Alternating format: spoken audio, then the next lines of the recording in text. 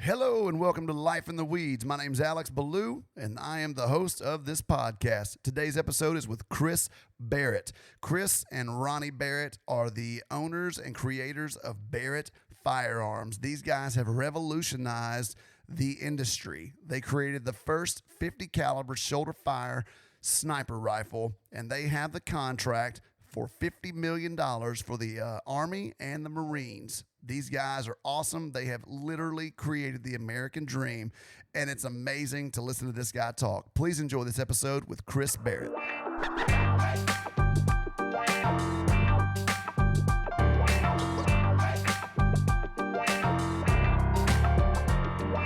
Right off the bat, I'm going to ramble off my little factoid, and I want you to tell me if it's right or wrong. Okay. I pulled it from like Wikipedia and another site. And I tried to piece together a very condensed version of your very lengthy bio. Okay. You are, in the research that I did in the last 2 or 3 days, you are quite the impressive human being. Okay. So you designed your first rifle at the age of, is that 18? That sounds right. Okay. The Model 98B? Yes. Okay. So then 10 years later, SOCOM, the United States Special Operations Command, sent out a message that they were looking for a new precision sniper rifle, and they sent out all the specs for it and the regulations for it. And so you took literally the first rifle that you ever designed and you upgraded it to the MRAD. Is this accurate somewhat? It's somewhat accurate, yeah. Okay. And so out of that, they like it. They dig it. 2019, 2020, you're awarded the contract for $50 million for the Army and the Marine Corps as their primary sniper rifle. And SOCOM, Special Operations Command. So as of 2021, over 2,100 rifles have been delivered. Is this correct? What was that now as of 2021? 2021, 2,100 rifles have been delivered. There's more than that of the family of that rifle that I designed, but that's probably the number that's related to this contract for SOCOM. So there's a lot of times people say, if the first time you don't succeed, try again. You blew that shit right out of the water. Yeah. You literally designed your first rifle, and it was just a banger. Yeah, it's but it didn't happen so easily, of course. You know, all of these things, when people first hear about them, you kind of become that 20-year-old overnight success. Like they don't know they don't know about what happened behind the scenes, all those, but they just heard about the glory at the end, Right. So there was so much to all of this, and it's a lot of it just came back to persistence, just continually showing up, because there was, as you can imagine, in all of these successes, there was a lot of strikeouts. Yeah. But those that do are out there doing, they strike out a lot, and then we hit some. Yeah. So yeah, we've had some great hits, and my family's just been super blessed on all of these things. But what we did our part in just showing up, and staying loyal to what we were doing, and staying loyal to our customers, and doing the right thing, even when it costs money, or costs sleepless nights or whatever. Just continue, just keep going. Keep showing up. Keep showing up. All right, podcast is over. Y'all take that with you. That's it. I'm just kidding. Okay, so now we're going to go back to the beginning. So I love to tell the story of the entrepreneurial path, and I love those stories where I did an interview with a chef, biology major, wanted to be a cardiothoracic surgeon. 16 years later, he's Food and Wine's best chef in New Orleans. Like that's just the most random story to me. Your dad is a photographer. Right. Obviously, it's not digital. He's got to go into the dark room in your house, and it was the true craft days. Develop the film. Yes. So he's got it's a one and done. You can't look at your shot and just go, let's retake that with a different angle. So he's got to have an eye. He's got to be detail oriented. And so he becomes the best thing to ever happen to rifles since the bullet was invented. I mean, how does he go from being a photographer to developing a shoulder fire 50 caliber that doesn't exist? I think it was a lot of those personal characteristics that made him a great photographer that allowed him to do this as well. He's creative. As you mentioned, it took an eye for detail. This is before the iPhone. We're all photographers now, right? Absolutely. I can snap a quick shot like I just did of you, and if I don't even like the way that looks, I can fix it all on my phone and Snapseed. Put that filter on there. Amazing. So this is on film. fire once and then that's it. And there's no instant review, as you said. So it was his creativity and his eye for detail, and his persistence too that got us here, and it's, he was always a gun guy though. So although, the photography was something that he obviously had an aptitude for and was able to build a business off of, all of this time when I was a little kid, as far back as I can remember, we were just into guns. I remember seeing a picture of him in like the short shorts. Oh, yeah. Guns all spread out on like plywood on the floor or something.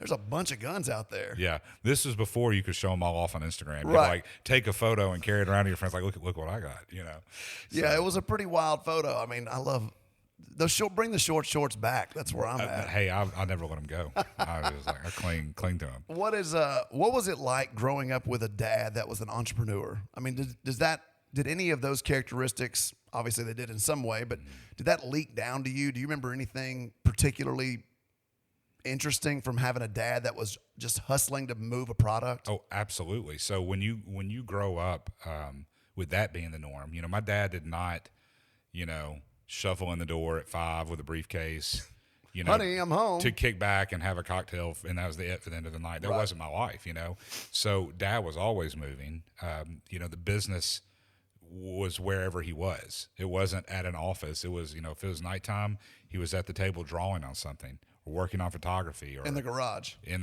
at the kitchen table, at wherever. Yeah. So it was, the business is where you are when you're an entrepreneur, and a lot of folks probably don't get that work for somebody. And boy, there's nothing wrong with working for somebody and getting up to management level. It's a great life path. But what they don't realize is sometimes that business owner who they think is coasting, it's like, oh gosh, like, you don't take a vacation, you don't take a trip where you're not pondering on your business. If you're out of town, I can imagine, like you are being in the culinary world, you go out of town, you go to a restaurant, like your wheels are turning on that. Oh, I'm picking it apart. You end up in a conversation about that. You're never not working to some degree, and it's very hard to unplug. So that is going out to eat with me in general is very not fun for really? people. Like the scallop is just a little underseared. Yeah, that sounds pretty extra. I don't know. It's not a pleasurable experience. Well, same with me on a shooting range. Oh, God, I'm sure. Like once you've taken that red pill, like everything, it's like, okay, I can't turn this off. And so that's kind of the, that is the burden of that entrepreneur that maybe some people who haven't, jumped off that high dive, they don't know that yet. Yeah. And so that's how I grew up. Dad was, that work ethic of wanting to make it happen and not having the money to just like wave a wand and make it happen means you're working all the time, and everybody's working on it. Everybody is the support crew for that. But Dad was just a creative guy, always into guns. And people say, ask, were we hunters? No, not really. Like, that wasn't a big thing in my household. Were we in the military? No, my dad wasn't in the military. I wasn't in the military. It's such a weird career turn, man. It's awesome. I love it. He was a student of history and, firearms. A lot of people who are just, passionate into firearms kind of know their history also, because every one of those old guns is like a vessel for history. If you're holding a 1911 pistol, well, that pistol saw World War I fighting, it saw World War II, it saw Korea, Vietnam. So like you kind of, all of that history is kind of woven into these things, and Americans are passionate about a firearm. It's they embody a lot of our spirit, our kind of rebellious, self-reliant maverick spirit. Run from the Brits. Absolutely. Yeah. So we carry a lot of our history in those icons. In those what would you call them? I don't know. They're keepsakes. I mean, they're historic relics. I mean, they're relics. That's the word I was looking for. It's so deep ingrained in who we are, and it's how the Revolutionary War. It goes back to the beginning of our country, and my grandparents have both passed, but my mother has gifted me guns that were in their house and in their family and belonged to their family, and it's they're in my house, and these things are antiques. I mean, I wouldn't trust it to fire a bullet, but it's pretty cool to hold something that your great grandfather was probably killing something with. Absolutely. It feels like I'm a man. And relic is the term I was digging for. Yeah. It's it carries so much. It does. So they're a part of our history, and that's why we have such a connection with it. And that was Dad's connection to it as well. And I think it's a good, deep, and healthy respect to have for firearms. Absolutely. There's a lot of people now that are into shooting and into firearms that have come recently. Yep. And I kind of wish they could have got it the way I got it, because it's all of this stuff we're talking about. This was not something I just found out from a video game or from, Arnold Schwarzenegger, or some movie or something. It's like much deeper than that. Yeah, you've got some sort of like built-in intrinsic value in this thing where it just kind of came through you from a childhood age. I mean, how old were you when your dad were you born? I was very young. I was born in 78, and so I was 4 years old. Okay. 1982, I was 4 years old. But, you have little twinklings of memories from that, and I certainly do. I was shooting at a very young age, which would probably be like shocking to some of our listeners. Running around there in Pampers pull-ups, yeah, firing off a Glock. and so that's how I was raised. And so when people think, oh, wow, this is such an interesting lifestyle or whatever, it's like, well, not to me. This is just life. Normal. Yeah. And, I never had a unhealthy curiosity of firearms because I was, around them. I was bred around them. I mean, that was it. Well, you have a respect for how they're supposed to be used, when they're supposed to be used. It's not like this newfound trinket that you find. You just pick it up and you start pulling the trigger. Right. It's, you understand it. And I think that's very important. My boys have seen my guns.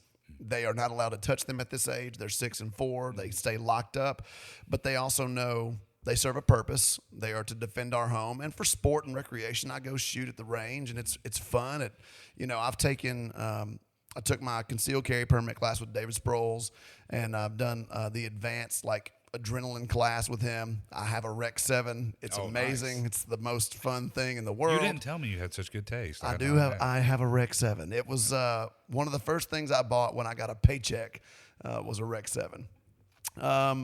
So you've told stories of your dad working from the garage, and then when business started to grow, you didn't go to a office, you just got a house with a bigger garage. I have this Jeff Bezos vision of your dad just drawing pictures of guns and schematics. And I mean, when did he make that jump to say we're doing well enough to get this thing off the ground and really settle in? That was sometime probably late 80s. Okay. We actually got we got a building that was a quote unquote factory, which was an old Bluebird bus maintenance facility. So the Bluebird buses that they manufactured school buses, municipal school buses. There was a facility out here on the Murfreesboro Pike or Manchester Highway, depending on which direction you're coming from, that we moved into. And it was the first real factor. It's okay, you're not a garage business anymore, right? This is legit. Gosh, you know what? I just now thought about this. The, people often draw these correlations to all the big, huge companies we know now that were started in the garages. Well, this is another one. Right. And obviously we're no Apple or no Microsoft, but, so many things that have, Americans have been blessed to have the freedom to do things like this because we were able to start a thing in our garage. That's right. And make it happen. That's right. And this is another one, so this is one that happened, but maybe ours is a little more approachable than some of those multi-billionaire. Yeah. I mean, it's not Amazon. Right. But I think it goes to the American dream, and it shows that. Have you ever read The E-Myth? Absolutely. I've read The E-Myth. I love that book. And, when I first started my restaurant, I was the entrepreneur, the mechanic, and the manager. Not every business owner can do all three of those things. So I understood that I am now an entrepreneur. I'm a mechanic because I can cook chicken, but I suck as a manager. Right. And so you got to find people that can handle the things that you're not good at. And I think that's so funny that anybody can start a business, but then to grow it, scale it, and to make it what you all have made it, that's a hell of an accomplishment. So you're stealing on my thunder because I think that's probably that might be number one. If folks are listening to this and are interested in the business aspect of all this, if that's really why they're listening to this show, it's that's probably the biggest thing, and it's all wrapped up in that book. Just because I'm a practitioner of something doesn't mean I know how to operate a business. You're not a financial guy. Right. And it doesn't mean you shouldn't own a business, but it might mean that you should not operate the business. And sometimes that just takes humility. Yeah, there's a lot of pride in that. And Gary Vaynerchuk said something the other day in a podcast that really struck me. And he said, some people just need to get over themselves and realize that they're just not cut out to be the number one. That doesn't mean anything. You can still be hella successful and happy being a number two without all the stress and pressure of being a number one. And I've come to realize that in some ways that I'm not good at those things, but that's okay. Find someone that is. And sometimes you might get all the glory and all the money also. Just because you're not the number one operator doesn't mean that you're not still the guy, the face of the company. Right.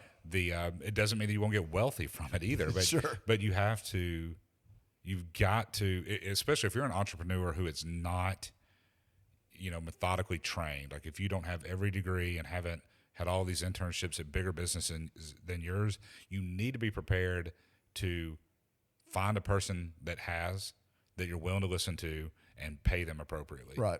And that's the hard part for some startups, though. Absolutely. It's the risk, Absolutely. So I need to pay somebody that's worth it. There is that time for those first years, which I think it's been a while since I read E-Myth, but it's just part of that progression. That's what that scraping along for the first few years happens. No, it's normal. So I think it's necessary. And that's why you're there, to give birth to this thing. But right. then at some point, and sometimes it's time to hand the keys to somebody that knows how to drive the ship.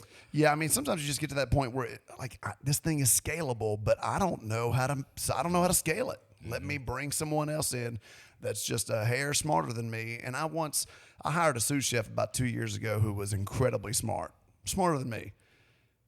But who's the smarter person? The guy that hired him or the guy that works for me? I mean, he's smart, but I felt like him in my pocket, him on my side, that was a smart move. So, were you a good student in high school? Terrible student. Terrible. I mean, feels like a lot of entrepreneurs are terrible in high school. And my dad's not here, but I'll speak for him. He was too, and he'll tell you. Yeah, it's so in the traditional sense, in the system, that we were learning in, that we were being asked to perform in, we just no, we were not good at that.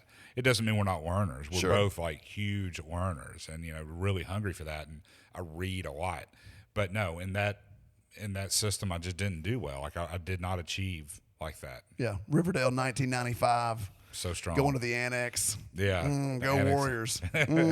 Nothing like Spanish to really light my fire. Man, there were so many distractions from, doing what I was passionate about. And maybe you too. It was like, I was terrible in high school. How can I get out of here? Like, when can I get out of here? Sing and be dumb. I didn't care about trigonometry or, oh God, all that stuff was a nightmare. English 4, I failed English 4 pretty much. I don't know why she even passed me, just so I could graduate probably. I did have one spark though that, I think was a big inflection point for me that helped me to do what I did, and that's we had a computer-aided drafting class. Who you know who the teacher was? I do. Who was it? I'm not gonna say his name. Okay. I mean, I'm going to know who it is probably. I just don't know that I can think. I think he might have been fired by the time you got there for some misconduct, some serious misconduct. I know who you're talking about. I don't know, but it's like, you hear things, so. I will delete that part of the podcast. There will be a gap between that and this. So, I mean, but that's public high school life for you. Yeah. It was just, or here anyway. I don't want to characterize everyone's and offend everyone at the same time. It's not everywhere. But, so we had computer-aided drafting, which this was before our current, what we call it now is computer-aided modeling. Like we're actually, because we're not just drafting a 2D drawing, we're actually creating in a 3D parametric kernel, it's called. We're creating a 3D model. And so we're... that looks different now than it did in 95, though. So much different. Yeah. But at least that got me started on, the principles, kind of the bedrocks of, geometry that's kind of kept in check by a computer, that's not just dependent on a person with a pencil to get it right. These things like really modernized the way we manufacture and the way we design. So that was a big one for me that at least sparked my fire. And then when I got out of high school, like in 96, and got to the company full time, it wasn't long before I was saying, hey, why are we on paper? Like why are we on pencil? Why are we sharpening pencils? We literally were sharpening pencils and using electric erasers. There's like erasers that spin, and you're like, oh, we got to redraw this line. This line isn't at 2 degrees. It needs to be at 3 degrees. Let me erase it. So I bought the first computer workstation. How much did that cost? Man, back then it was an astronomical amount of money, like $4,500. How big was it? So huge monitor. I say huge, like the monitor weighed 80 pounds? Yeah, 80 pounds, and it was like 16-inch high resolution, like high res 16-inch. Those are just words that don't even go together. Now you can go to Walmart and buy like a stack of 27-inch curved monitors, for like $49. So, this was a big investment at the time, and was your dad for that or against it? He was. My dad has always let me run with stuff like that, and so as best as I can recall, he was pretty for it. But it was hard to bring a purchase requisition for $4,500 or whatever it was, for something that looks like witchcraft. Yeah, space age. Yeah, to that generation. Totally, and even at our company at the time, we had some younger folks there, but it's just like we had not ushered in that technology yet. Right. So I did that, and then bought. Equally bad as buying the hardware was buying the first license. Oh God. Which was also like $4,000. So now we got like $8,000 sitting here in front of my desk. I'm like 17 or 18 years old, and you've drawn nothing. Nothing. It's like, well, let's go ahead and just plop down $8,000. This is insanity. You can buy at that time. You could buy manual machines used for $8,000. You could buy a lot of stuff. You could buy a new delivery van, whatever. To buy this box with a blinking light on it, it's pretty. I'm sure your dad was like, "What the hell are you doing?" But hey, here we are. I feel like your dad has a lot of trust in you. I think he does as well. Drawing your first rifle at 18 in 2000, was it 2000 you became lead designer? Is that correct? About right. That's young, man. Well, and he was over my shoulder in the early days too. Did he micromanage you? It did not feel that way at that time. It felt like we were collaborative. Okay. Because in the space, in the lane of being creative and designing, that's where we are both passionate, and it's like where we both kind of like really feel alive. And so it's not that we micromanage each other on that. That is truly a collaborative, respectful, healthy relationship. In business which is like the actual act of running the business, like we're talking about with E-Meth, those are things that's kind of like out of our lane and not our passion. Right. So in those things, I think we can probably feel that way to each other. But when you're truly in something healthy and creative and collaborative with someone who shares the same passion, I don't think it ever feels that way. So, or shouldn't. Yeah. If everything's working. So. Did you ever have a hard time separating dad from boss? I didn't grow up with a dad, so I don't know how to answer that question. But sometimes people have a hard time. I've had employees that were friends of mine, and then they became employees of mine, and it was very hard for them to separate. Why are you telling me what to do? Yeah. Well, I'm your boss. I'm also your friend. I care about you, but this is my job and my business. So did you ever have a hard time separating dad from boss? I would say yes, that's certainly something that comes up and has for me. And I think the most important thing that people can do, and not just people that are in a family business scenario, it's anybody in your business who you want to have a good working relationship with, you better have some level of personal relationship with them that's not related to that business. Yeah. So if it's your dad or your mom or your brother, if your relationship devolves down to the only interactions you have are at work or about work, even when you're not at work, like that's not. It's not a relationship. It's not heading in a good direction either. Yeah, there's no foundational trust, I think. So you got to make time to. It's like, hey, we like fishing or bowling or whatever. You better set aside some time to do that and not talk about business. Yeah, because you have to like these people. Honestly, you're going to work with them, and everything is not going to go perfect, and there's going to be disagreements. And if you don't like each other, that's going to be hard. So even the people that aren't your family, if you've got a CEO that runs your company, or you've got just anybody you're working with, if you have to work with them closely, you better set aside some time, once a quarter. Yeah, team building. Where you're going to dinner, you're doing something fun, you're going downtown and throwing axes or golf, whatever that thing may be. Have some time that you're not talking about work and you're just kind of like working on each other. This is some good advice. I think it's huge. Like looking back on all of it, it's well, again, I can just cut off the podcast now. Jeez, dude, you're just a plethora of a wealth of knowledge. Any relationship on the professional side that I've seen degrade down to one person like quitting, getting fired, whatever, a lot of it started with we don't like each other. We're not no hanging relationship. out, and we're not. we can't have a productive conversation. Right. Because if two adults can have a productive conversation about something, usually you can overcome almost anything. Absolutely. But if you're not there, good luck. Yeah, I found out that if you can battle out, like if you're willing to battle out a hard time and to just work through the conflict, a lot of times on the other side of that, it's a better relationship because there is trust. You've allowed yourself and that other person to explain themselves. You start to see the other's perspective, and you're like, that's cool. I mean, I agree with you or I disagree with you, but still, we're still here together. And if and I've used this with my wife, like, I know you're not going to divorce me, and I'm not going to divorce you. So we can have this argument and trust that each one of us will still be here tomorrow. So there's some safe space there. I hate that I just used that phrase. God. Podcast over. Did you just want to go into the business? Was there another option for you? Did you think, I'm not doing the family thing, I'm going to go do my own? No, to me, it was no question.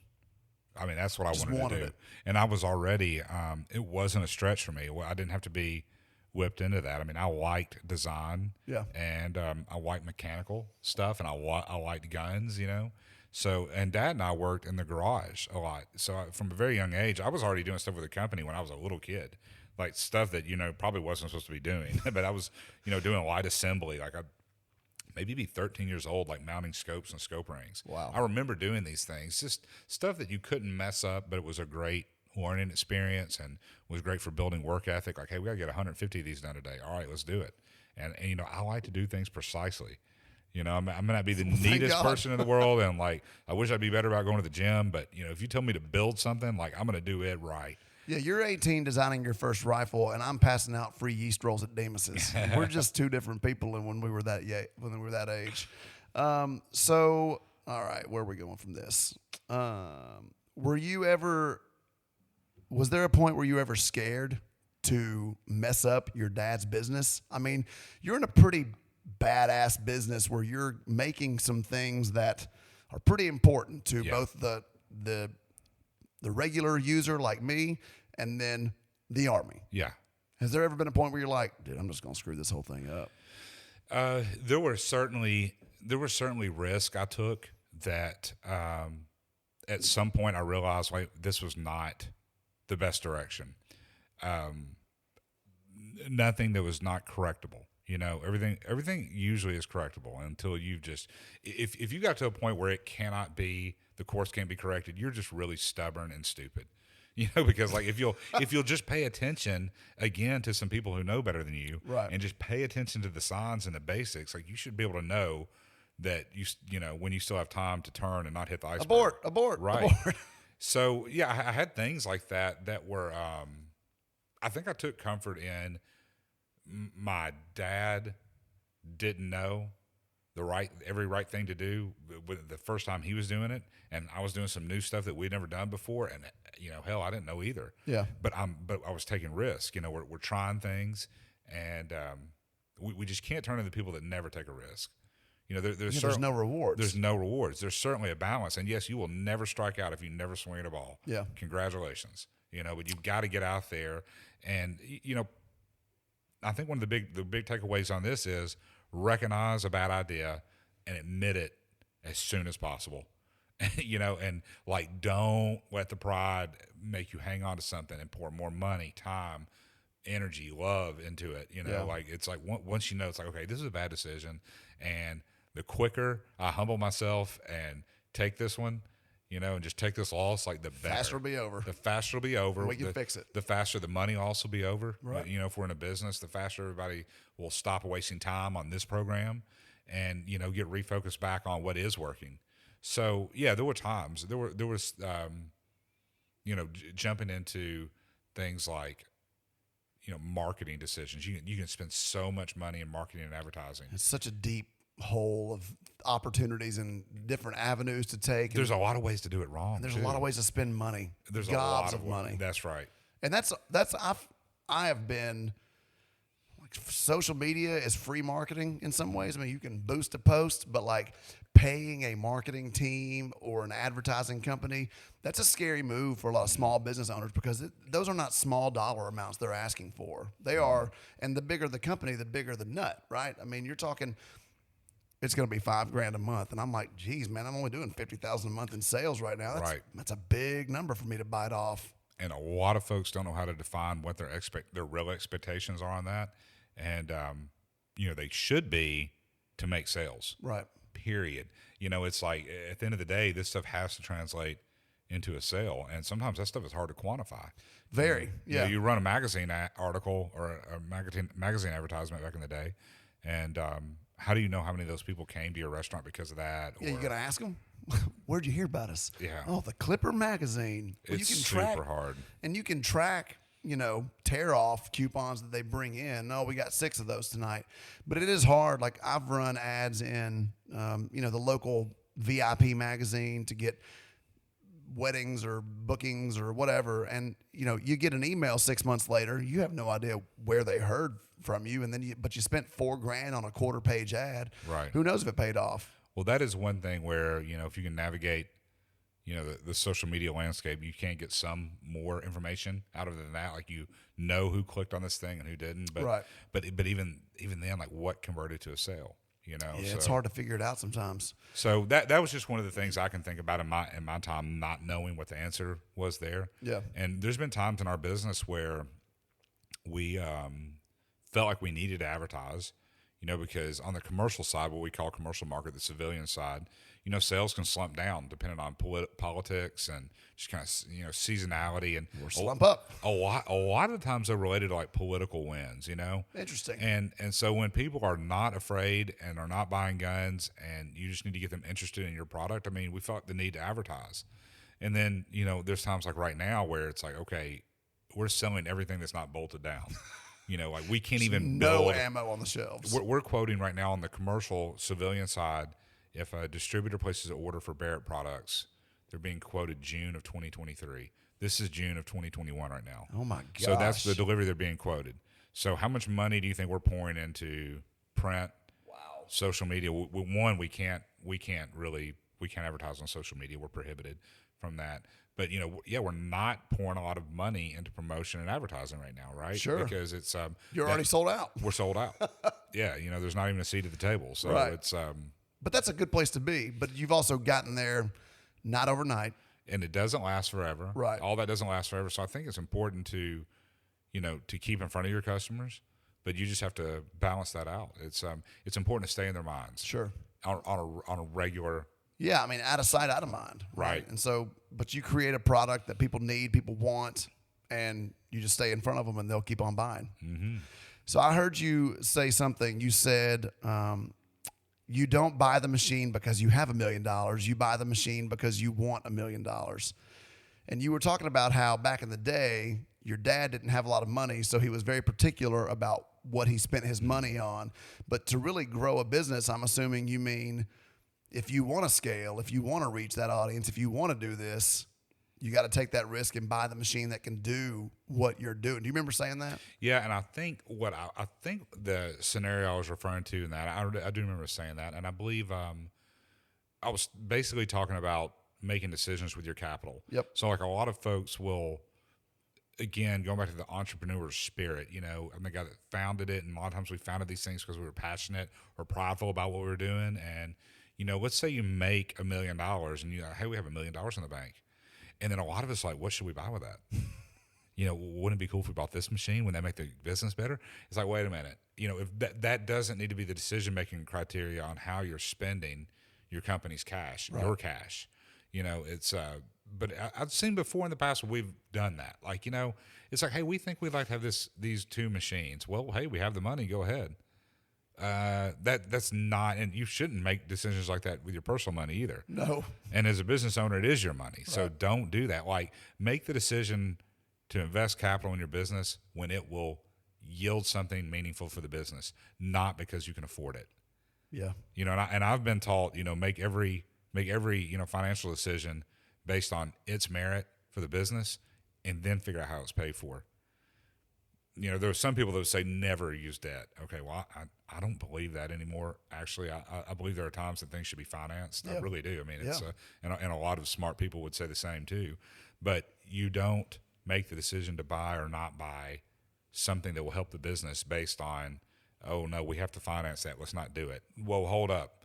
if it's good for the business, if you're going to grow, if it makes sense and the debt is easily serviced and the investment is going to be returned in 6 months, and then we have this paid for thing, like do it right, do it today. If it's really makes sense. Could you be wrong? Yeah. Will it be the last time you're going to be wrong? No. You'll fix it. But again, no risk, no reward. That's right. I mean, I'm interviewing a guy tomorrow who was the pastry chef at Barrett Firearms. He quit one of the most prestigious places to work in America to start making babkas from his house. Right? It's his dream. He wants to make babkas. It's a Jewish pastry. There is actually a demand for these things. Okay. Plus, he makes them freaking delicious. But like he had to go buy another refrigerator and another huge mixer, but he believed in it, and he wouldn't be able to make the amount of product he's making now without that initial investment of a few $1,000s. Sometimes you just got to jump. Yeah. And that's the scary part. Is like, God, I hope I'm not just, you envision Tom Hanks in Money Pit, hoping you're not just throwing your money down this toilet. Sometimes it works, sometimes it doesn't, but you're not going to know unless you do it. That's right. What does Wayne Gretzky say? You miss 100% of the shots you don't take? That's it. I believe it. I just love dad quotes nowadays. It's just so funny. We're full of them. Yeah. What is, has any of you've hung out with some cool people, right? I think so. Donald Trump Jr., I can't even imagine who else you've hung out with. You've probably been to some amazing places. You've shot some amazing guns. Has any of the fame or the notoriety ever gotten to you? Is that a tough question? Gotten to me like in a negative way, maybe? Yeah. Because I'm not necessarily all that grounded all the time. Okay. I think it's super cool when I do get to meet really interesting, famous people, and I'm not starstruck by all of them, but there's some I'm like, man, you were cool, because usually it's because I like what they do. Who's the coolest person you've met? I mean, I spent my 40th birthday like all night long with Post Malone. That was weird. Wow. That was an unusual one. And then, but like, was that intentional? Yeah, it was. But I mean, I didn't know we were going to hang out all night. I'm turning 40 in 2 months. Wonder if I'll see him. I don't know. And like, so he's just like a really interesting person, and then, like Zach Brown, I got to meet him, and like, great musician. I liked what he did, but the reason I like some of these guys is not just because I saw him on the TV or something. It's like, I like what you do. Yeah. Like, you do cool stuff, and that's attractive to me. So, no, I don't know if it's gotten to me. It's, I'm flattered to ever be recognized or be recognized for what I've done. I mean, it's flattering. It makes me feel good, but I don't think I flex that all over people. Some people become major assholes. Right. You are not that guy. Okay, good. I hope so. Because I've met those guys too. Well, we don't really know each other, and I got your number from a mutual friend. I sent you an email, got kicked back, and then I sent you a text. Really did not expect you to say yes to this, but you're cool about it. We're sitting here. It's 3:45 in the afternoon. I'm looking at your pool, and we're drinking bourbon. And I'm having a hard time concentrating. I think I'm sweating a little bit. But I mean, this is cool. Like you and your dad have done an incredible job. You've been extremely pivotal for our nation, our allies. You're selling these weapons to 69 countries. Is that correct? They're in use in at least that many. That's amazing. How they've been purchased through different channels is all different ways, but I mean, saving countless numbers of lives, defending our troops. It's badass. Well, thank you. I mean, it's just so cool. My friends tell me that, and my friends honestly tell me I'm humble about it. So I are. So I'm going to take that without just saying it about myself, and I like being that way. And if I'm being honest about who I am and myself, I like for people to. I've realized this, I've been doing all this like introspective stuff, and I like for people to like me and not know what I do. I don't think anybody would know if they just met you as a stranger. So if I just meet somebody, I like to, have a great conversation with somebody, make somebody laugh, learn something about them. And then later, if they find out what I do, they're like, oh, wow, that's different, or that's cool, or whatever they think about it. I'm like, that's even better. But I just like that somebody likes me for who I am, for being nice to them, and like being interested in them. And, I mean, 2 years ago, you were working out at the same gym that I work out at. I mean, I saw you at the Mac. It's just, you're just a regular dude. Oh, yeah. Wearing a polo shirt and jeans. That's it. Put your pant legs on one leg at a time. That's crazy, man. I also heard you say a quote on the other podcast that it's our job to design an awesome product, but that's just not enough. Right.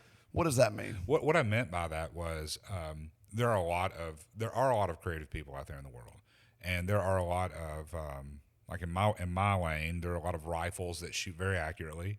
Yours is the most accurate. It really within, what is it, half an inch within 1,500 yards? Well, half a minute of angle. I don't know what that means. MOA at 100 yards, it shoots about half-inch groups. But as you go out further, this like spreads a little bit. Right. So what I meant by that was there are other products that might do the job. Okay, but the reason why Barrett has been so successful is our people.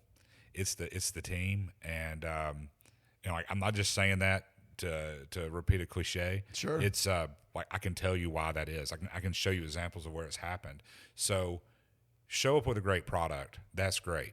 We're back to that whole show up thing. Yeah, showing up, and then by the greatest products will have a problem eventually. Nothing is perfect. Right. What do you do then? Like that, I think that's where the character of a company is shown, and that's where a customer relationship is built. Like, it's not like people don't think about, this can that this drink came in. It's like, I never have a problem with this can. I don't even think about it, right? It's just a vessel. It's never caused me an issue. I open it, I drink out of it, it's fine. But the products that a person invests in and then they have an issue, that's when you have that customer relationship moment where you get to make it right, and that's why when these things are forged. So our people, with our customers, especially our professional end users, if we've ever had a problem, the way we fix it, the responsiveness, or not. Let's say there's not even a problem. Let's say the customer has a need that the market's not meeting. The way we listen and respond. Right. And I've heard it over and over again, unsolicited, from professional end users, like people in the procurement side of, governments, militaries. They're spending big money and lives are on the line. This is not like I'm buying a rifle to shoot for fun on the weekend. This is serious business.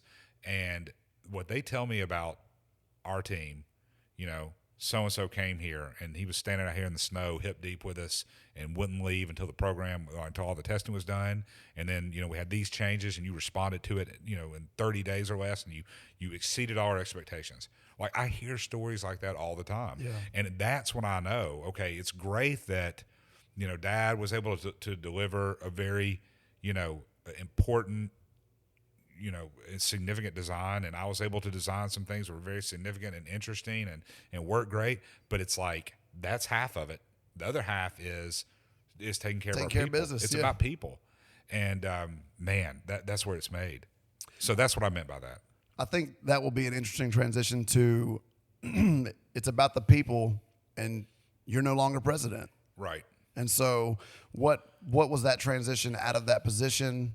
Where are you now, and who did you decide to put in? So I was president for 5 years. Please don't ask me the exact dates, whatever it was. I can tell you what Wikipedia said. It's probably in there. And 14 to 19 or that something sounds like that? right. Okay. That sounds right. So, I was young by relative standards for being the president of a company. Big company. That was at that level. Yeah. And, but I didn't realize it during that time or even after I stepped out of the way. I did not realize this, but I was the right guy at the moment.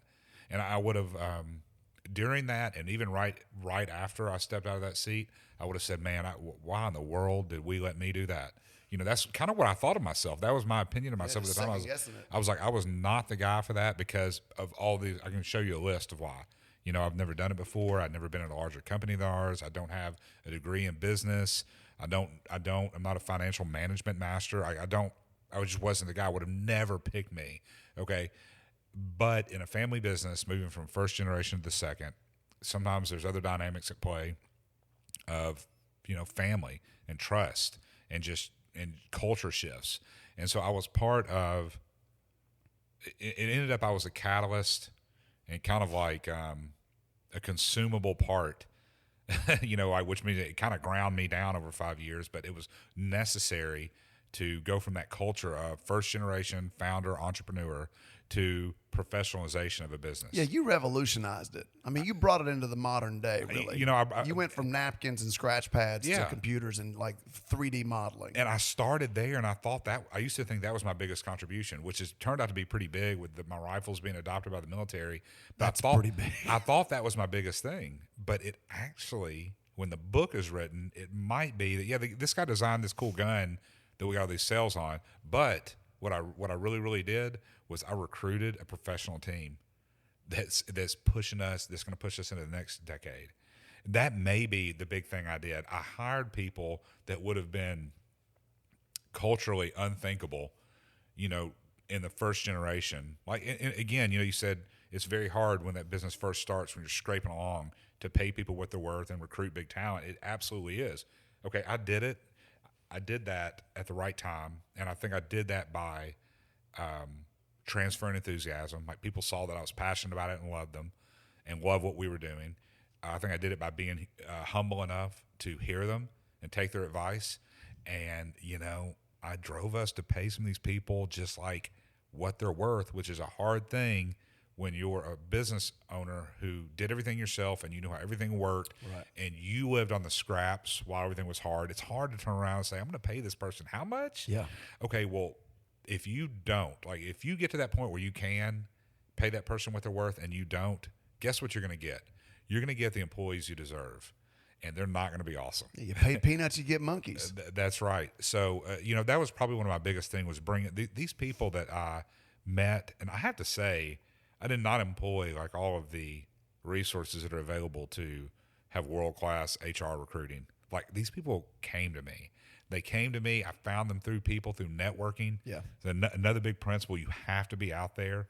You have to be out there socializing and networking with people in an honest way, not just out there always selling yourself or selling your product. You have to be listening to people and caring about people. Creating relationships. Yeah, it doesn't need to be transactional. And you will find the right people, and the right people will come to you, you know, if that's the vibe you're putting off. And there's a whole book dedicated to the art of being a connector.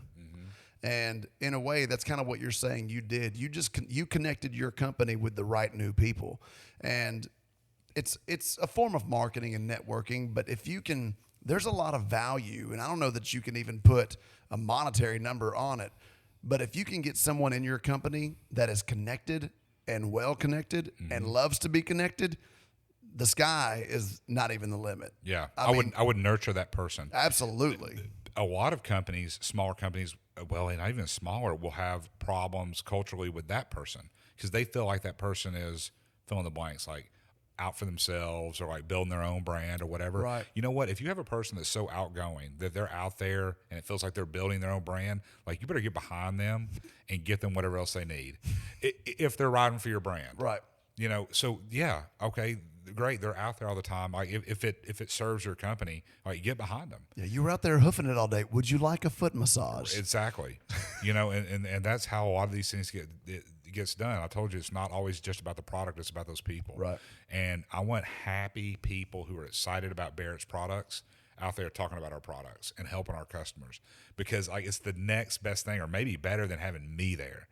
You know, like, Yeah. I want them to have that same feeling that I have about our products and our company. I want them to have it and be talking with our customers. So it's been huge. That was probably, you know, in that 5 years, that was my biggest contribution. But I knew the day that I was officially president, I was like, whoa. Like, you talked about being afraid of messing something up. Yeah. Like, man, I don't know what I'm doing That's here. a big mantle to take up. I mean, good God, I'm the president. My first official action was I hired the person who is the current president now. So, and I knew. What did you hire them as? CFO or VP of finance, something like that, financial management type stuff. Did you know this person? I knew this person through another person. Okay. That was local. This guy's not quite local. I mean, he's from another county here, but had been in bigger shoes than me, you know, and honestly, on the business side, bigger shoes than my dad, you know, at bigger companies. Sure. And I'll say his name is Sam Schallenberger. I love this guy to death. Yeah. And my first hire, and I've learned so much from him. You know, I never went to university, never went to a college. I've learned so much from this man. And he was a missing component. And so brought him in on the financial management side, which was a thing I think not think. I mean, I know it's I think we were weak on. Like, we don't see that way. We don't think that way. And You're not numbers driven. But he has caused me to think and see through that lens so I can balance out. You know, if it was just me and Dad at the helm all the time, we just do every cool thing in the world because it's cool. And we did that. We did that for a long time. Like, why we decided this new rifle? Because wouldn't it be cool? In your defense, it did work. It did work. To a point. It did work. But, like, companies can also go broke prototyping or trying new things. Oh, I can't imagine how much money it costs just to machine out a bunch of new specs and new tools and just build carbon fiber stuff. I mean, that stuff's not, the material's not cheap. I think I can relate this to your industry, you know, on the culinary side. If you are a place that is absolutely known for this very authentic Italian cuisine, and then all of a sudden you decide, you know, we really think we want to be a high-end burger place too. Like, okay, well, you probably could. But like, and then next week you want to do this too. Like, you know, we're going to bring in like high-end A5 Wagyu Japanese stuff and do sushi as well. It's like, whoa, dude. You know, like, wait a minute. Are you fusion or confusion? Right. So that happens, and people go broke trying to like eat everything. It's like, stop. Like, what is it you do well? You got to focus. You got to focus on that. Yeah. Let's go back to the basics. This is what we do. You know, I do not go to the Cheesecake. Let me rephrase that. I do not go to the Cheesecake Factory, but I have gone to the Cheesecake Factory. It's like Liberace's house on steroids. Right. I would hate to wear all white being a server. That's just insane to me. One drop of marinara, the whole uniform's ruined. But they have like 260 menu items on there. I would rather go to a restaurant that is one page and 18 items that I know those 18 items are killing it versus 260 items that are just meh. I'd love to know their story and how they got there. Apparently, it works for them. Oh no, it definitely works. So they are slammed. That is their thing. Like, but they said that's going to be our thing, and we're going to do this. They kind of remind me of a Vegas restaurant. Like, you know, you go to the buffet at some fancy Vegas place, like where the higher end buffet is. Like, wow, this is like everything, and it's pretty good. Yeah, it's not terrible. You know, it's like y'all are kind of executing all these things pretty well. So that's just what they do. But so many companies, like, we want to branch out and try these other things, and you can just go broke. You can spend all of your profits. You can't be all things to all people. Right. Just do what you do. And that was one of my big takeaways too. And you know, I got to recruit our VP of Sales and Marketing, who is now, you know, the president that I put in behind me has now become CEO, or CEO, and then he has a COO, which was the former VP of Sales. These people are all coming up, so we're constantly. One of the things that Sam brought in our professionalism, we started really paying attention to developing people, you know, and at that level in your organization, your CEO and president and these other high level C-suite management type folks, if they're just like in the weeds on the product and stuff like that, if they're just in the product and in the detail, that means, you know what they're not paying attention to? The people. And like, their job really should be making each one of the people as good as they possibly can be. That's going to have the best yield for your company, is what I've seen. Right. They need to be working on leadership, and like the technicians and the stuff, the details are going to happen if your people are excellent. Yeah, I think I've read a lot of stories where the things that made a company successful in the end is kind of what kills them. I mean, it's the guy that he cared about this, he cared about this, he cared about this. He gets to the top and he quits caring about those things. And then it's like, well, I don't know why we work here anymore. Right. This is just, you were this dude and now you're this dude, and I don't want to work for this guy. I want to work for the old guy. And the old guy's dead now, and you just care about numbers and growing and growing and growing, but you're forgetting about all the other people that are like licking the stamps, right? Yes. All those people matter. Absolutely. Because if the stamps aren't licked, the mail's not going out. And all the people that are getting the mail, they matter. So everybody matters. And there's so many business books written on this. It's not like we're inventing any of these concepts. No, this is not new information. They've been said over and over again. We just like the fact of the matter is most people won't do it. And most people knew how to lose weight also, and we just won't do it. Won't do it, yeah. And we know how to do all these other things, and we just won't do it. So it's like, it's all about that execution. And well, being rich is hard. Being poor is hard. Yeah. Which hard do you want to pick, you know? The wealthy one sounds good to me. Same. I'm trying to figure out how to get there, and so we'll see how long it takes. What are some of the biggest obstacles that you have faced in growing this business? And I wonder if legislation that has passed in the last 20 years has been one of those obstacles. Because I mean, it's surely changed the way you've had to look at rifles and guns, and you've had to put in certain specifications, or you can't have a magazine more than this. I can think of a ripple where that happened. And that was in the crime bill. the Clinton 94 to 2004. There was a ripple where that happened, where the legislation actually affected what we were doing and designing. And those were kind of dark days. But, we just rolled with that. And, you adapted and evolved. Our products were compliant, or we made them compliant where we had to, and then it's passed. But I would say, we are subject to regulations that are really unnecessary and sometimes serve no one in a lot of cases, just like a lot of businesses are. So, maybe ours seems scarier to some people, but like all businesses and business owners listening to this are going to find this out if they don't know it already. Unnecessary regulations are just death to innovation and progress and profit and job creation. And we just have too many of them. There's just too many laws in our country. And it's as we get older, there's just going to be more.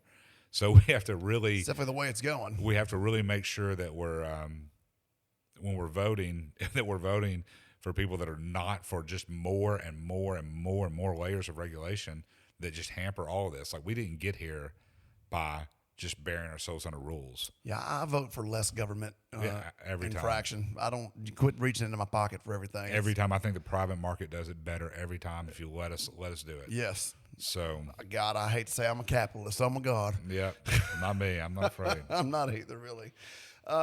What are some of the most impactful decisions that you made that changed your life or your business, either good or bad? I mean, I know that you said earlier everything is correctable almost, but what do you think some of the most impactful decisions that were made in the last 20 years have been? Bringing on the people, obviously. I feel like I already blew all that there in the last little segment, but it really was that finding the humility to say, I don't know what the next step is, or I have this idea of what it is, but I just really don't know where to start. I don't know what the first ingredient is. It is okay, and probably the sooner you admit that, the better. And so I think that was one of the biggest things. Was there a moment that you realized, I need somebody else that can do this better? Oh, yeah. What was that moment? And, I think it was as soon as I became president. That's what I was saying. Really? My first official duty was hiring this person who I knew would be president. And I didn't know. It's pretty insightful. Hey, look, I know me, and I was like, if I don't have the right guidance here, if I don't have the right-hand guy, I'm not going to make it. Barrett's going to be a company that just makes one pistol. Right. And that's okay. I am perfectly comfortable not being the smartest guy in the room on everything. If we're all being honest, we want to be really great at something. Sure. I want to be, I do like being the authority on what I think is a good design or a good aesthetic or a good mechanical design that actually solves problems. I like being that guy. I'm fine, and I feel comfortable standing toe-to-toe with most anybody else on that. But when it comes time to, financial management decisions. Yeah, when you're licked. Yeah, it's like, okay, and I'm perfectly fine not having that answer. That's good. Because a lot of I people feel like aren't I'm pretty smart because I guess who my friend is right here to my right side. Right. The guy who does know. Yeah. And that makes me feel good. A lot of people just aren't okay with admitting they don't know things. Yeah. And you're smarter for saying, I don't know, let's find out together, than lying and saying, I do know, and screwing it all up. Yeah. That's the worst. And I've known plenty of people in my life that have just been like, yeah, that's it. And then you find out maybe a year later, dude, that wasn't it. You lied the whole time. I just couldn't admit that I was wrong. Well, that's the worst. Do you still lean on your dad a lot for leadership and advice? I think I do. I think I like proving to myself and to him that I can find the answers. But there is still, I think, most anybody with a parent, which is everybody at some point had a parent, birthing person. A birthing person, yeah. I don't know. I want to tread carefully on that. It's like, here's what I'm saying. Even at the age I am now, which is 42 today, there are still things you got to go back to your dad on, and it's like, and I don't know if you're a young parent, you may not be getting this just yet, but you are not done with your children at 18.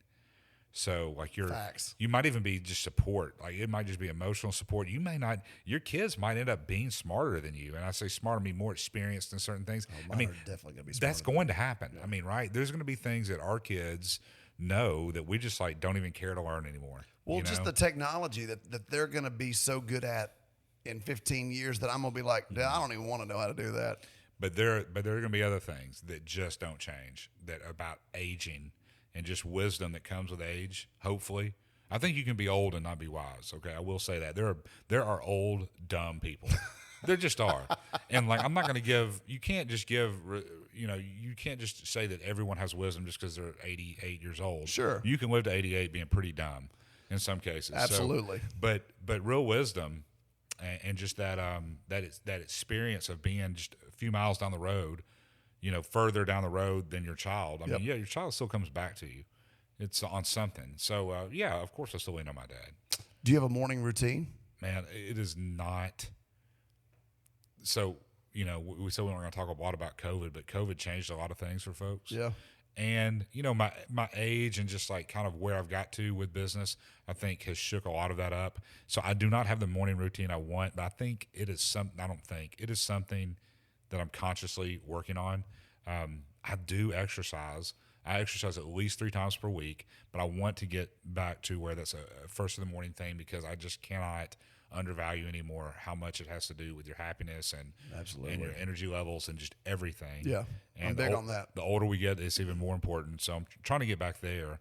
But no, my routine right now, because of this isn't my only business either. Like I'm in other things too, and it just ends up being kind of kaleidoscopic the way I'm thinking through the day. I'm thinking about Barrett, some I'm thinking about this retail, some I'm thinking about another thing that I'm involved in, and like some mornings I get up and I'm like, man, I gotta go. Like today was a busy day. I had I got in a car wreck the other day, so I had a doctor's appointment to look at that. Crazy. And then I had a meeting up in Nashville at like 10, had to rush to, and then came back here and did some personal work on something else, and then had to meet with you. So no, sometimes the routine, I don't know, and it may just be that I'm not regimented enough for it. I know some people block out so clearly, and they have these boundaries around things. They say, this is not interruptible. This is the time that I read, and blah, blah, blah. I don't have that. Yeah, I'm not that strict on it, but I do try to do the same thing almost every morning. It's just kind of sets the tone for me. And what is that?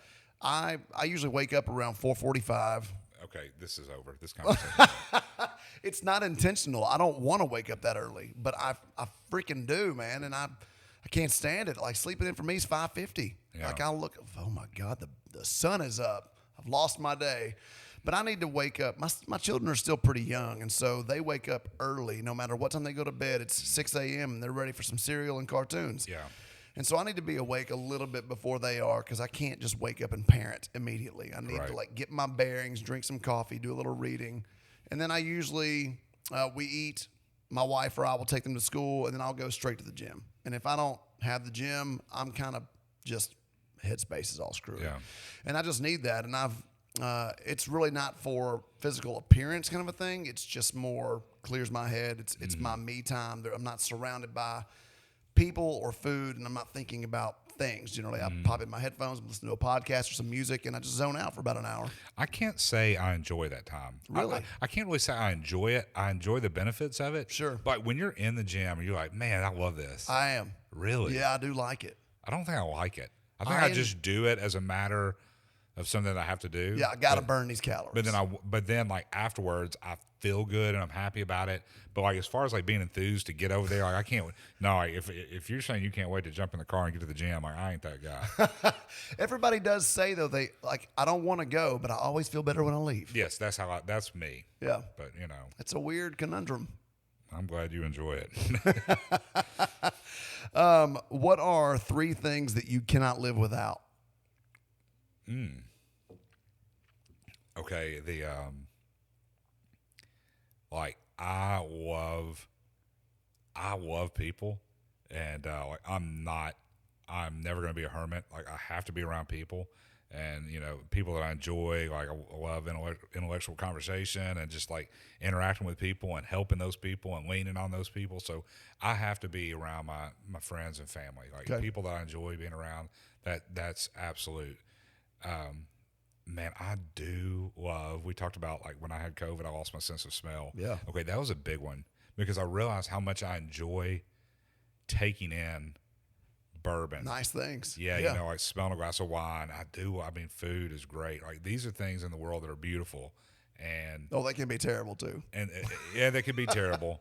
But I mean, I don't think about them that way. Right. You know, like I really slow down and I look at these things and I taste things and you know, my vision, you know, just being, I'm talking about physical sight. Right. Like it's seeing things. The world's a beautiful place. We live in it every day and we probably forget about that. But man, I mean, I've got a farm here in Rutherford County, a big one. And it's like being out there in the middle of that and seeing those things and hearing and smelling. It's like, that's a good time. Like, Yeah.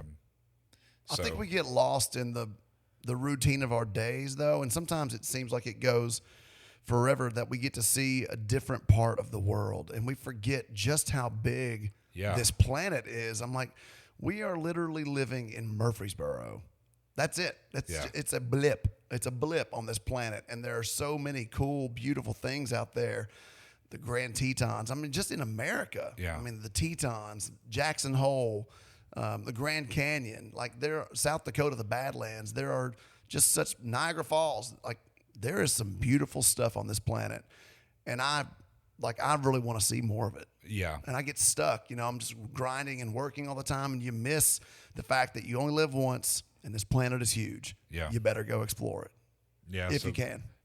That definitely that for me, and I don't know how you summarize that into a word, but that's it. It's seeing those things, and there's I'm definitely a believer that we have a creator, and I was created, and I believe in Jesus Christ, and like all of that stuff is a spiritual connection for me as well. Sure. Like taking this stuff in and not taking it for granted. It's which I certainly have done. You know, I mean, life is. I had a heart attack, and that was another thing that led up to like the end of my presidency. I had a heart attack. How did we skip that? I think it was January of 19. I was in Reno, Nevada. I had a heart attack and had a stent put in my heart. Holy crap. And so huge wake up call that I didn't realize at the time. People told me like, "Oh man, you're going to like feel weird after this and you're going to like have depression and then you're going to be happy and they're like don't do anything crazy, don't make any big decisions." I was like, "I don't know what y'all are talking about. It's fine. It's whatever. I'm through it."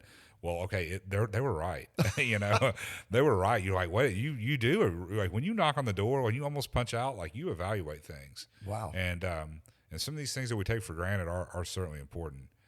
Not that I'm a guru on this, but man, That's wild. I didn't know you had a heart attack. yeah, you know, relatively young, and I was like getting healthier. Were you losing, 40?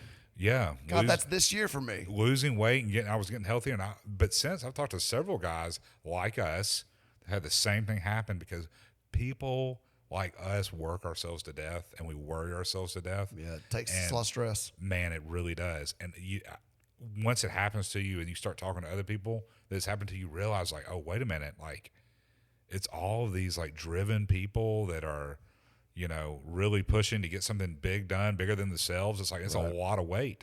And if you don't learn to deal with that correctly, if you don't learn to deal with that healthy, like you will kill yourself. I'm starting to feel really bad about myself right now.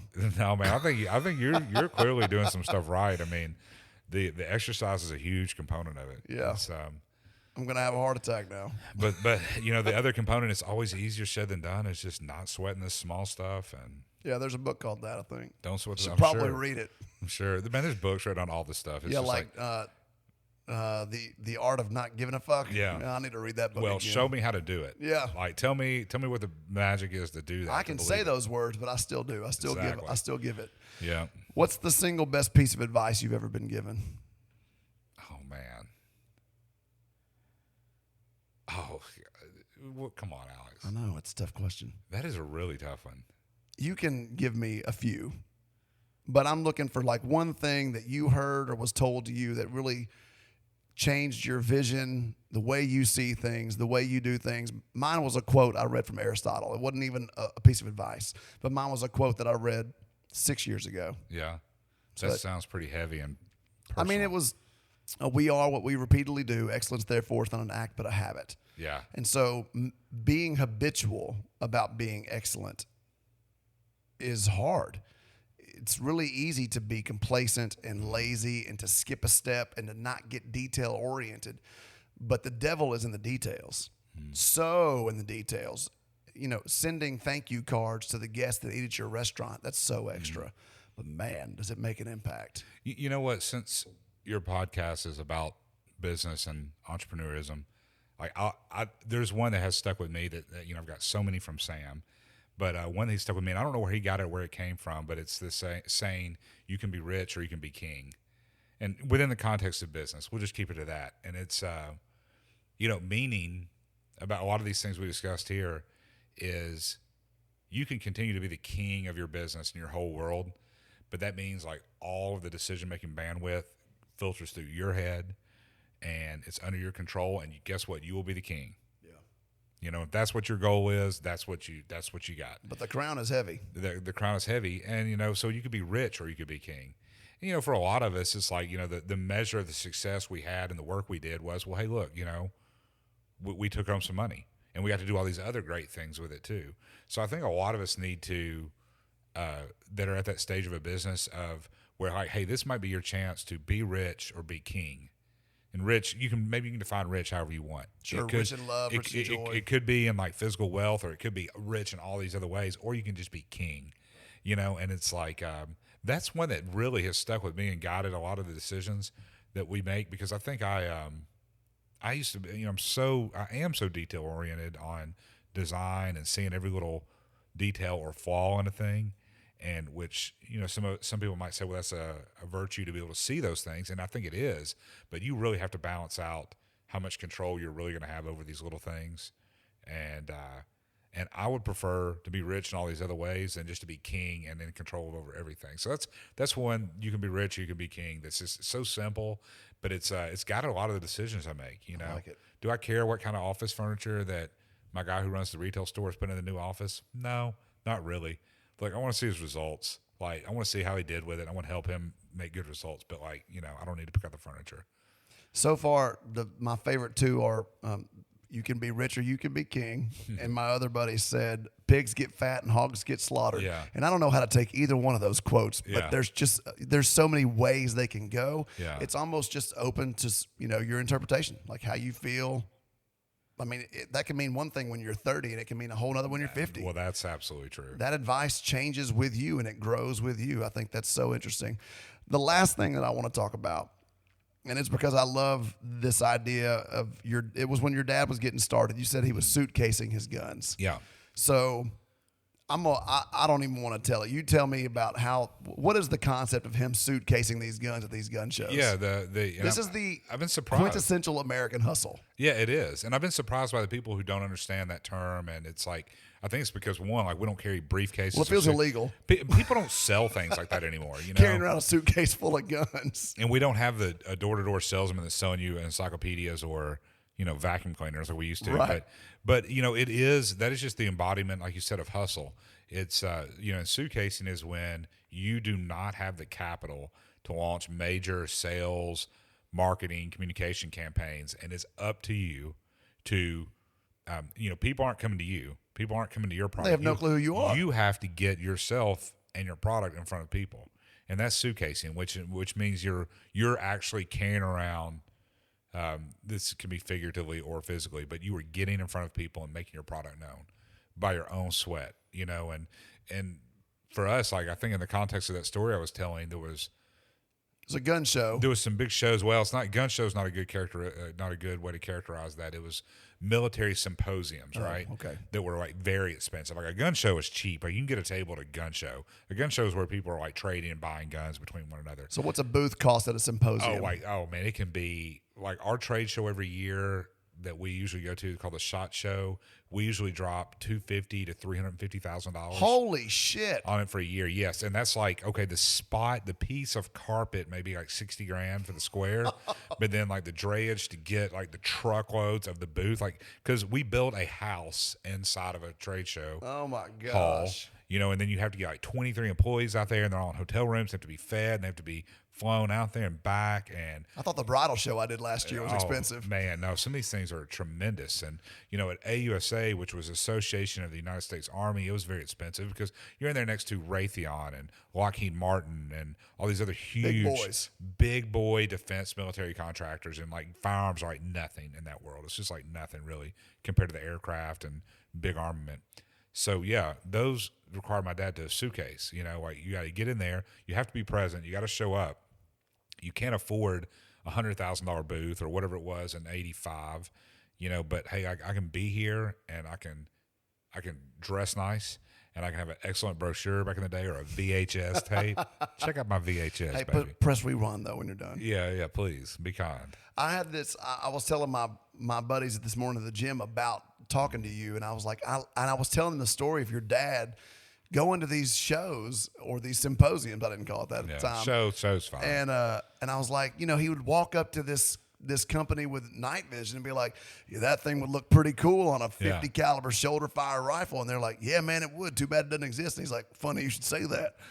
Let me pull out what I got in my suitcase. And no, worse than that, let's go to my van out in the parking lot. Because that's what it was, a Ford van, a Ford Econoline 150. That's not creepy at all. No. But then that's how he starts getting some notice from both foreign and domestic people, right? And I mean, that's just what it took. That's that grit and that grind and that hustle. And I love that story of him showing up even when he couldn't afford it. Most people would have said, I can't afford it, I'm not going to go. He still found a way to go. You were talking offline before we hit record about, having the boldness, the guts to ask for something. Yeah. To reach out for an introduction. Yeah. And man, that is so much of it. And I said, it doesn't cost anything. It's funny. I opened Instagram this morning. The first post I saw said that too. They said, it doesn't cost, the person was saying it doesn't cost anything to send that DM, that email, make that introduction to somebody that you need to get a connection with. Right. And it just doesn't cost anything besides maybe like, some humility. 5 seconds of uncomfortableness, like a lump in your throat. Like, ask. Yeah. Ask, and that's what he was doing. Another huge principle. So the showing up, the persistence, the boldness to ask. Ask for help, ask for a connection, make it. We get so uncomfortable in those moments, though, that it's like, I just can't do it. And we're getting even more uncomfortable with face-to-face conversations as the world progresses towards this computer technology, social media world where we're more connected but disconnected than ever. Mm-hmm. And so in 2015, when I read that book, Rejection Proof, I sent a 3 Michelin-starred chef an Instagram message and was like, dude, like, you've changed my way of thinking about food. I respect you to the highest degree. I would love to sit down and chat with you. I had had a few glasses of this, and so I was like, my courage was up a little bit, and I sent send, and I was immediately like, oh my God, how do I unsend an Instagram message? And I went to bed, and I woke up, and he had responded with, send me some dates in October that work for you. And the same thing happened with someone being on this podcast. And it's like, I would have never had those opportunities had I just not been brave enough to ask. Yeah. And that's what it comes down to. Most people don't get what they want out of life because they're too scared to ask. Yeah. That's it. There are plenty of people that want to be mentors, but they have no one to mentor because nobody asks. And it's going to be really weird to walk up to some kid and be like, hey, kid, you looking for a mentor? Yeah. It's just awkward, but people don't get what they want because they're scared of rejection. I totally agree with that one, and I want to add one to it is people don't believe they deserve it either, or don't believe they can have it. And I'm not telling you to walk around entitled, but I will tell you, when you walk into a room and you believe you belong there, like, people can feel that. Yeah. And when you believe you've worked for something and deserve it, people like it. It will affect the way you talk, the way you carry yourself, and it puts off some energy that people pick up. It does. Yeah, and I don't care what line of work you're in. You're a salesperson. Mm-hmm. If you're a trainer, a personal trainer, if you're a dentist, if you're a real estate agent, if you're making guns, if you're a chef, either way, you're selling yourself and your product. If you don't have the confidence to do it, they're not going to buy it, and you're not going to be very good at it. If you're just like, hey, I got this gun that I made. How is it? I mean, it's all right. Yeah. This thing fires bullets, right? I'm not trying to have a casing hit me in the forehead every time I pull the trigger, which that has happened to me. But, you got to have the confidence to be able to sell your product and to know that you're worth the value that you put on yourself. Yeah. We don't do that a lot of times. That's right. It's crazy. People got to believe it. That bourbon was so good. Say it. I'm about to go skinny dip in your pool. Just kidding. All right. Thank you so much. You're welcome. I appreciate it. This was great. You have a ton of information, and I'm glad you and your dad did what you did. It's awesome. I mean, it's just such a cool thing to see someone chase a dream and for it to come true and really change the world. Well, thank you, sir. That means a lot. Pretty awesome. All right,